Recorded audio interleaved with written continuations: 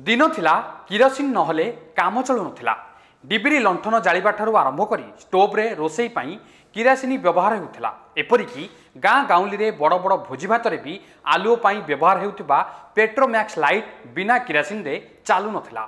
तेणु समस्तक घरे बड़ बड़ जारकिन रे किरासिनी अंतत पक्षे 2-3 मास पाई गच्छित रहुथिला। किंतु गत 10 वर्ष भितरे नित्य व्यवहार्य हेउथिबा एही सामग्रीटी जेमिति दुनियारू निखोज होई जाइछि।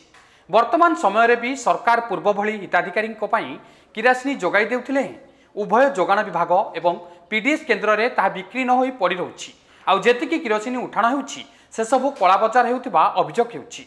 समग्र राज्य में उभय केन्द्र एवं राज्य सरकार खाद्य सुरक्षा योजना रे हिताधिकारी 1,12,264 किलोलीटर किरोसिनी आसुछि। एथिरु मात्र 12-15,000 लिटर किरोसिनी पीडीएस केन्द्र में बिक्री होउछि। बाकी किरोसिनी बिक्री हेउनथिबा बेले बड़ धरणर कला बजार हेउथिबा अभियोग हेउछि।